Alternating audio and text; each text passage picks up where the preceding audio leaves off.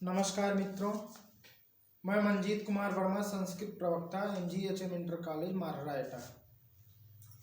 Junior की कक्षाओं में कल हम लोगों ने धातु रूप पढ़ा था। इसके पहले शब्द रूप हो गया था।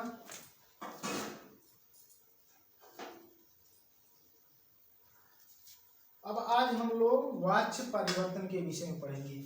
हमने शब्द रूप का जो मुख्य था वो बता दिया था, और धातु रूप में जो मुख्य थे उन्हें बता दिए हैं। धातु रूप में हमने एक बताया परस्मैपदी का, पठ धातु का, 5 लकार लट लोट लन विधि और लिट लकार, 5 लकार बताए थे। इन्हीं 5 को आपकी सिलेबस में यही इतना पढ़ना है। इंटर तक हमें लगता है केवल यही इतना ही बस है। इसके आगे जब आप पढ़ेंगे तो बताया जाएगा। आज हम लोग वाच्य परिवर्तन के विषय में देखते हैं, जो कि स्पेशली कक्षा 8 में ही है। आप लोगों ने अंग्रेजी में पढ़ा होगा active voice and passive voice,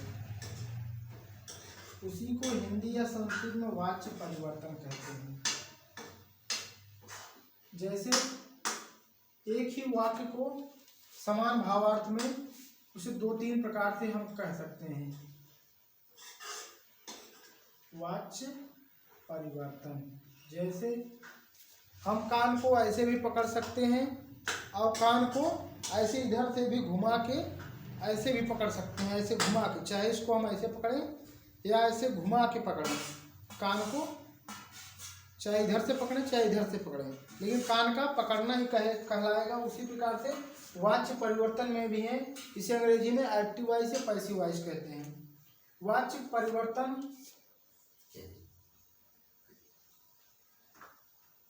परिवर्तन में हम देखते हैं वाच्य परिवर्तन कितने प्रकार के होते हैं।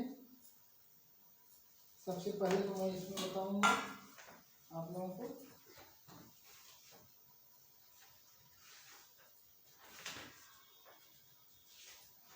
वाच्य परिवर्तन,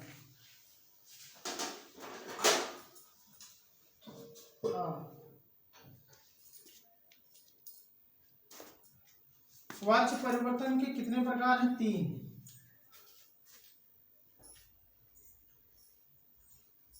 वाच्य परिवर्तन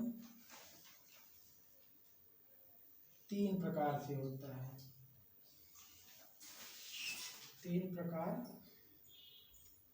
से होता है। नंबर 1 कर्तृवाच्य, जिसमें कर्ता की प्रधानता होती है। कर्तृवाच्य जो हम लोग आमतौर की बोलचाल की भाषा में प्रयोग करते हैं, जैसे वह जाता है सा गच्छति, वह पढ़ता है, वह रोता है, वह हंसता है, वह सोता है, स स्वपिति, स हंसति, तव हंसता, इस प्रकार से कर्तृवाच्य। नंबर 2 है कर्मवाच्य, जिसमें कर्म की प्रधानता, जैसे उसके द्वारा यह कार्य किया जाता है या उसके द्वारा हंसा, वह हंसता है या उसके द्वारा हंसा जाता है, भाव वही है, बस वाच्य का केवल भेद है। वाच्य बदल जाएगा, भाव वही रहेगा। इसे हम वाच्य परिवर्तन कहते हैं। कर्तृवाच्य और कर्मवाच्य। तीसरा है भाव।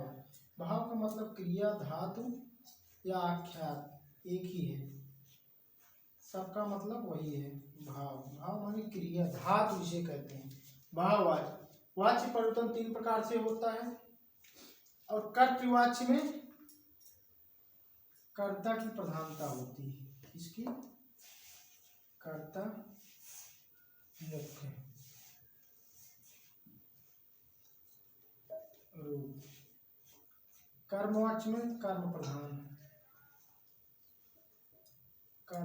बिना कर्म के कर्मवाच्य नहीं बनता। भाववाच्य में क्रिया प्रधान, भाव का मतलब ये है क्रिया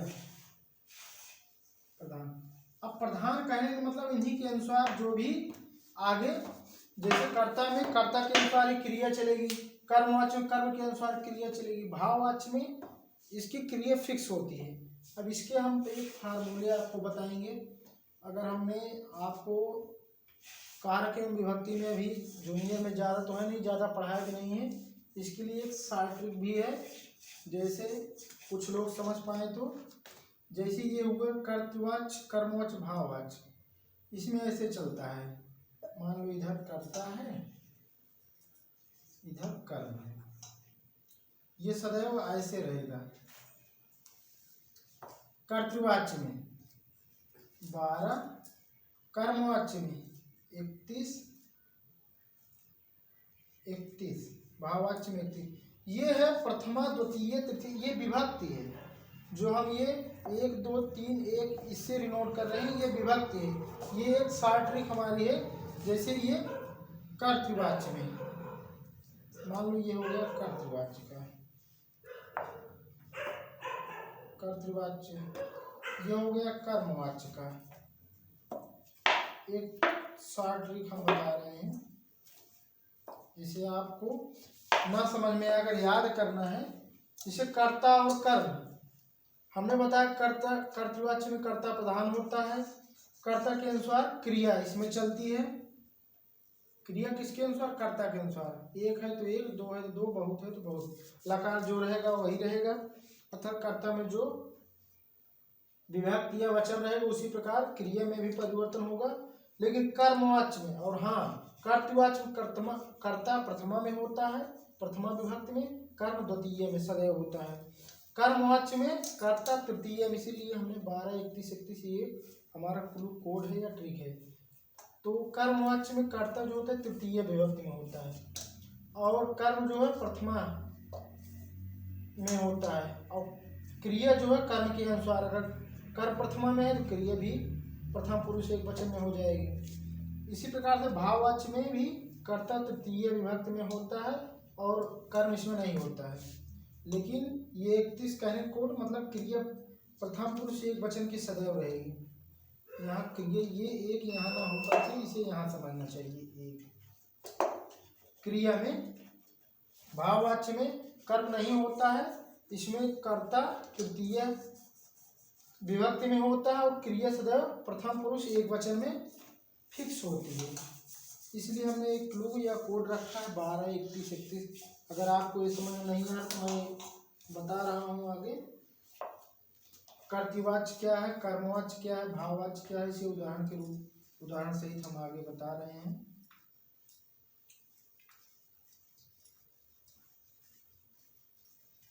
कर्तृवाच्य सामान्य तौर से हमारी जो आम बोलचाल की भाषा है उसे हम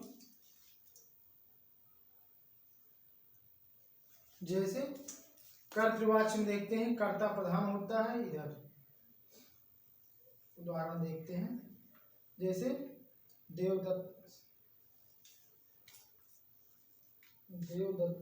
ग्रामं गच्छति, देवदत्ता ये कर्ता हो गया, ग्रामम।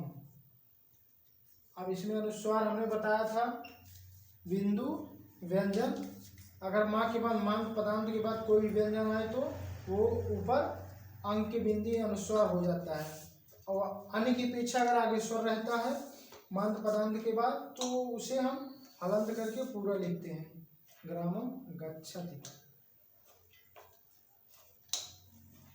अब इसमें देवदत्त कर्ता है, ग्राम कर्म है, गच्छत क्रिया है। अब कर्तृवाच्य हमने कहा देवदत्त ग्राम गच्छत, सामान्य तौर से जैसे देवदत्त जा रहा है, देवदत्त गांव जाता है। अब इसमें देवदत्त में प्रथमा एक वचन है और ग्रामम में द्वितीय एक वचन है, ये हो गया 12। अब क्रिया देवदत्त के अनुसार हमने कहा ना कर्तृवाच्य में कर्ता प्रधान होता है, इसलिए कर्तृवाच्य में कर्ता के अनुसार क्रिया चलती है। देवदत्त अकेला है इसलिए प्रथम पुरुष में है, ये प्रथम पुरुष एक वचन का लगेगी क्रिया, जिसे हम धातु रूप कहते हैं। और ये जो देवदत्त ये शब्द रूप है, ग्रामम भी शब्द रूप में आएगा, ये कर्म है। ये हो गया देवदत्ता ग्रामम गच्छत। अब मान लो इसे हमें एक उदाहरण और बता देता है, रमा ग्रंथम पठत। अभी बस इतना ही समझो, एक ही उदाहरण। अब मान लो हमें इसे कर्मवाच्य में लिखना है, इसी को हम बना रहे हैं। यहाँ होगा देवदत्तेन, हमने जो 31 बताया था ना, देवदत्तेन। अब आ गया ये तृतीय में। अब यहाँ ग्रामा हो जाएगा, ये आ जाएगा प्रथमा में, ग्रामा यहाँ गच्छत का हो जाएगा आत्मनेपदी प्रथमा एकवचन में हो जाएगा गम्यते। क्रिया क्यों प्रथम पुरुष एकवचन की लग रही है? क्योंकि ग्रामा भी प्रथमा विभक्ति एकवचन का रूप है। ये हो गया क्या? 3, ये प्रथमा में आ गया। 31 का नियम ये भी फॉलो हो रहा है। ये हो गया कर्मवाच्य में कर्म की प्रधानता होती है, इसलिए कर्म के अनुसार क्रिया लगेगी। इसमें कर्ता प्रधान होता है, इसलिए कर्ता के अनुसार क्रिया लगेगी। इस प्रकार ये हुआ देवदत्तेन ग्रामा गम्यते। भाव वही है, देवदत्त गांव जाता है, देवदत्त के द्वारा गांव को जाया जाता है।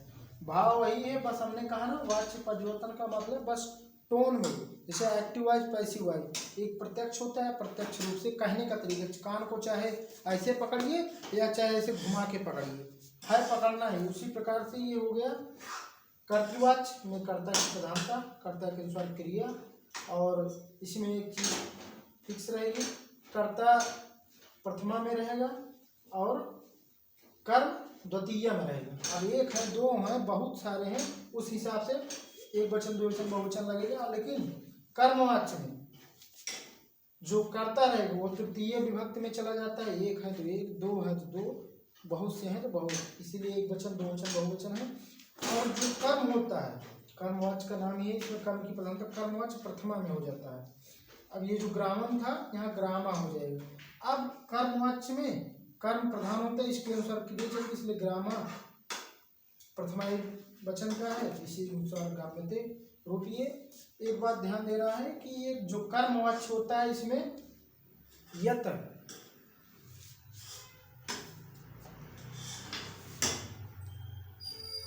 इसमें यत, आप इसे ऐसा समझ लीजिए आत्मनेपदी करो।